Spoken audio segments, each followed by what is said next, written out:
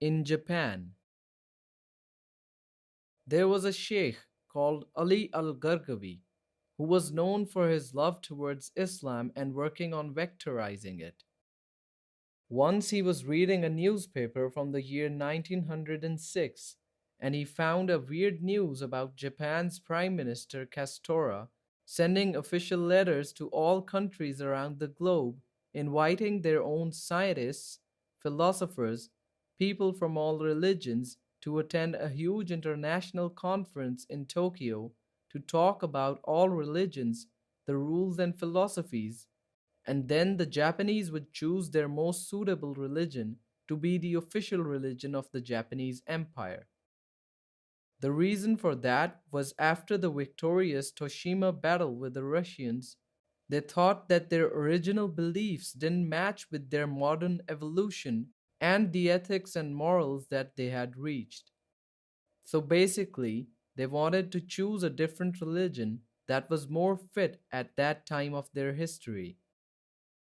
Al-Sheikh Gargawi hurried to write an Al-Irshad newspaper inviting Sheikh Al-Azhar and Islamic scientists to gather together and participate in the conference so they could convince the Japanese to join Islam, which, if it did happen, would have led to a strong Islamic truce among Japan and China with the Ottoman Sultanate, and it was a chance for Islam to have its glory back like before. It was a golden chance to spread Islam all over the world. However, Al Azhar's position was critical as Egypt was under the English occupation, which was always against Islam. Sheikh Al Gargawi did give up and rushed back to his village to sell 5 acres of his land, which were all he had to cover the adventure's expenses. Back in those days, there were no planes, so he had to get on a boat from Alexandria to Italy, and from there to Yemen, and from there to Bombay in India, and from there to Colombo in Saline Island, and to Singapore, to Hong Kong, to China, and finally to the port of Yokohama, Japan.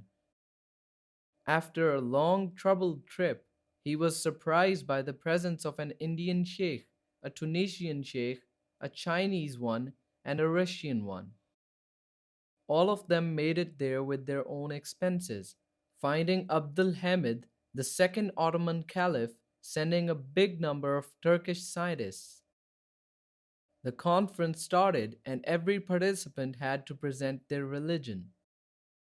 Sheikh Al-Gargawi and his friends relied on simplifying and cutting through the explanations of their religion's basics with providing the logical answers to any suspicious questions asked in the conference.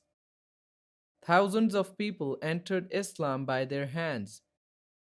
Even the emperor, Al-Makido, almost entered Islam when he showed how much he was impressed by it. However, he was afraid for his place as an emperor, so he told the Sheikh Al-Gargawi that if the prime minister agreed on changing the main religion, he would choose Islam with no doubts. Then he announced that everyone can practice the religion of their choice. Sheikh Al-Gargawi went on the streets with a translator, speaking to everyone about Islam for about a month, which led to thousands more entering Islam on his hands.